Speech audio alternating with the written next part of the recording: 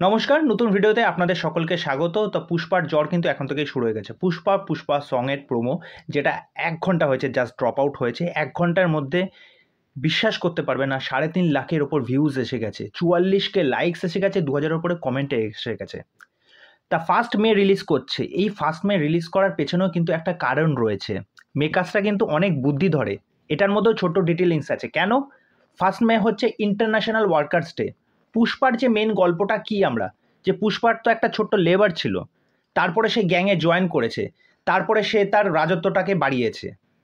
তার জন্যই কিন্তু 1 মে কিন্তু এটাকে চুজ করা হয়েছে। মেকার্সদের আলাদা লেভেলেই কিন্তু এটা প্রমোশন চলছে। এইটার জন্য হ্যাটস অফ।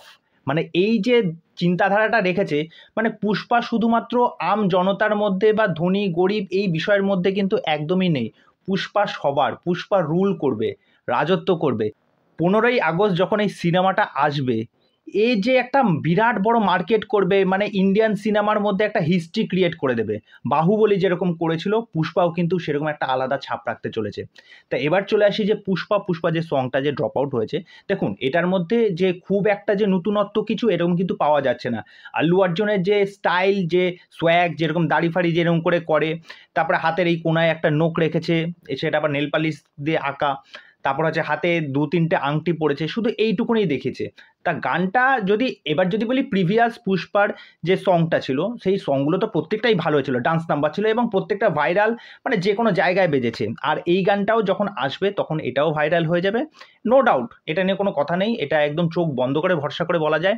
কিন্তু এই মেকার্সদের তরফ থেকে যে এই যে স্মার্ট আইডিয়াটা বার করেছে যে 1 মে রিলিজ করার, এইটা দুর্দান্ত লেগেছে। কেননা পুষ্পার মেন স্টোরিটা, গল্পটাই তো ওইটার উপরে ভিত্তি করে, যে পুষ্পা কিভাবে ওই লেবার ক্লাস থেকে হায়ার ক্লাসে গিয়ে পৌঁছালো, তারপরে তার রাজত্বটা শুরু করলো।